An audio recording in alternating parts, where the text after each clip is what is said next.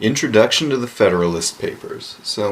The Federalist Papers are something that people usually come across in some sort of government or political science 101 class that they don't really know what they are, but these are not official law documents in the United States, but I would call them founding documents. They're not like the Declaration or the Constitution that actually make some sort of legal point like the Declaration of Independence, where we declared we were independent from England, or the Constitution, which is the ruling law of the land. But the Federalist Papers explain the Constitution, and they were there to justify the Constitution. So we're asking at first, what are the Federalist Papers? Why do they matter? And why are they used in government classes? Why would we even have them there? Are they really important to understanding American political thought, or could we go to other sources for things like that? But as I said, the Federalist Papers, without qualification, are some of the most essential founding documents for understanding the American political system. Obviously, as I said, we have the Constitution, we have the Declaration, and those make this country unique. But the Federalist Papers are explanations from experts who were there explaining why the Constitution should be accepted, explaining different aspects of the Constitution in order to get people to ratify it. Without the Federalist Papers, the argument can be made that the Constitution may not have been adopted. Now, this would be probably unlikely. However, since the Constitution is already ratified in 9 states in 1787 by the time the Federalist Papers are coming out, but there were a few holdout states, and they wanted a unanimous ratification in order to replace the Articles of Confederation with the Constitution and become the United States of America, capital U, not just a bunch of United States as an adjective, but to become a name, the United States. And so the Constitution would have been written, and the Federalist Papers are offered to persuade people to adopt the Constitution. And so it's actually a narrative that transcends just the people of that time to speak to people now about why the Constitution is adopted. In the version of the Federalist Papers that's on the political factions page, the Federalist, there's an introduction in the link provided by George W. Carey, James McClellan, and they write, "The Federalist, then, is important not because of its immediate impact on the ratification struggle, but because of its contributions to our understanding of the constitutional system." And what they mean by that is that the Federalist Papers are not just important in the time they were written in. In fact, the argument can be made that the Federalist Papers were more important for the time after they were written in, to explain what the Constitution was about, to explain why there was a Constitution, to explain the different aspects of the Constitution that people would have questions about or objections.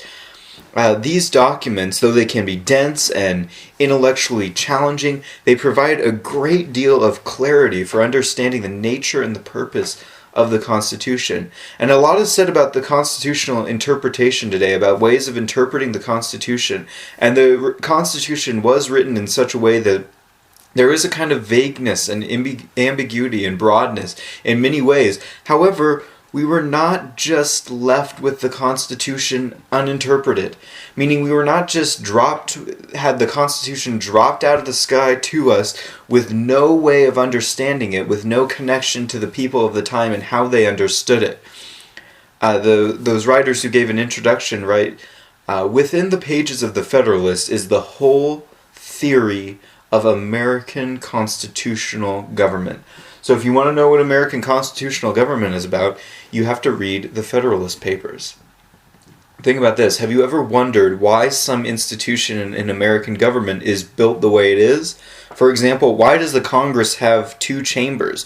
Why do we have a Congress at all? Why do we have one president and not multiple executives to execute the law? Why don't we have 3 presidents Why don't we have two? Why do certain branches have powers within each other, and why are they able to block each other from doing certain things? Why do we have a system of federalism that prioritizes the states as well as prioritizing the government, the national government?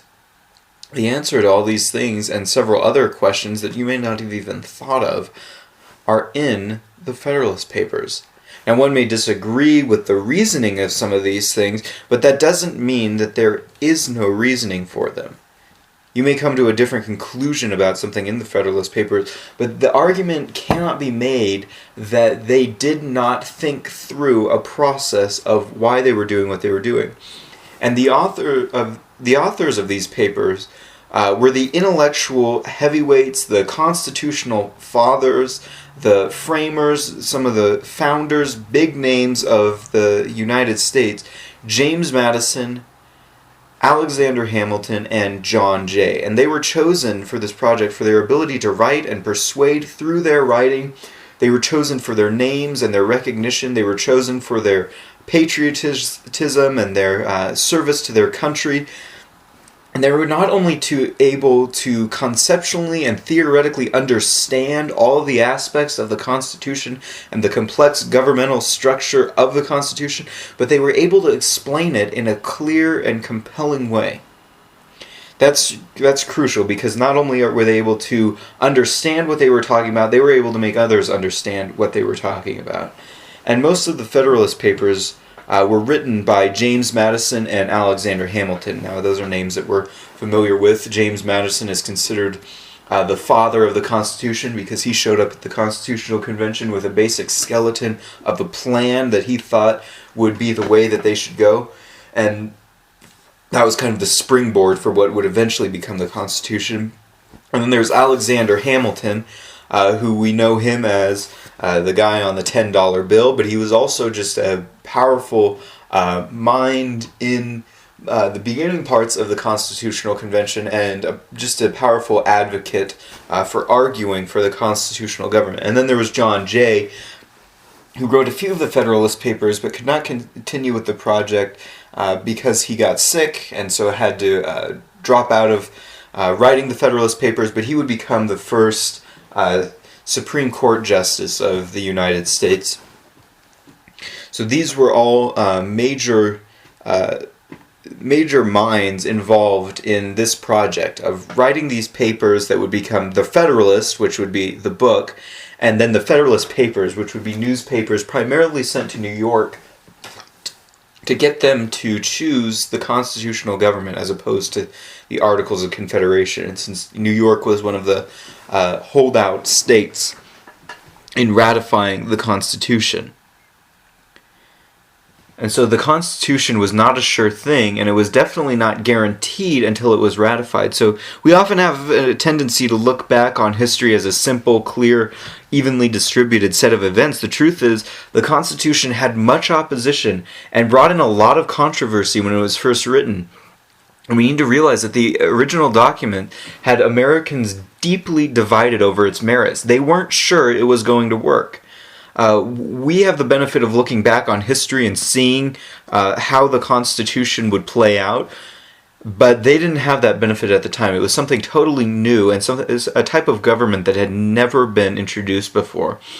And not to mention that, but there were even some big names who boycotted or were not even present at the Constitutional Convention. So that took away confidence from some people. People like Patrick Henry, James Monroe, Samuel Adams, John Adams, Thomas Jefferson. Those are some of the names of the people who were not able to be at the conference, either for reasons like John Adams and Thomas Jefferson were in a different country at the time, or because they were boycotting or not allowed to participate in the Constitutional Convention.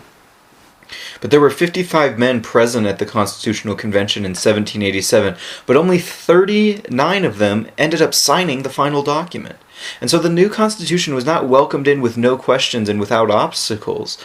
Not only are there pieces that are interesting, but there are pieces here that hopefully will be helpful if you are in a government or political science 101 class. And one of the best things to read for those type of classes, to impress your professors, to do well on tests, is the Federalist Papers. If you want to know something about and be able to speak intelligently and write intelligently on constitutional government, check out the Federalist Papers, because they make it clear. You'll get some great quotes that will explain those things. And one of the best things to do is to read critically to understand text, and one of the best things to do is to read along with others. So this can include reading with someone known or unknown from modern times or from the past. We need to understand that reading of these, or reading of anything, does not happen in a vacuum. But the sure road to an A in a government class, in almost any class, is critical reading of information, constructing thought on that information, and being able to communicate that information through writing. And if someone can do that, then they are on their way to being successful in any type of class, but especially if they can do that with the Federalist Papers. But the goal of these commentaries on the Federalist Papers is to enter the discussion of these documents, and also to provide some thoughts and explain what they mean. Ask yourself, as you read and analyze the Federalist Papers, if you are convinced by the arguments presented, and if you're not, ask yourself why you're not, or why you are convinced that this is the right type of government, that this is the best form of government. Is it really? Are there things that could be adapted or changed? Do the arguments hold up historically, which we have the benefit of looking back on? Obviously, they convinced the people of 1789, and the Constitution has existed and is the longest lasting, most durable constitution, national constitution. But the people of each age have to be sufficiently convinced of the merits and benefits of the Constitution themselves, and new times present new tests, construct new arguments, and propose appropriate adaptations for the Constitution today. So each person has to look at the Constitution to understand what it is, and the best way to do that is, or the best place to start, is with the Federalist Papers. So check out, be on the lookout for Federalist number 1, and that's the first Federalist paper, obviously, that is written by Alexander Hamilton, that introduces the whole subject.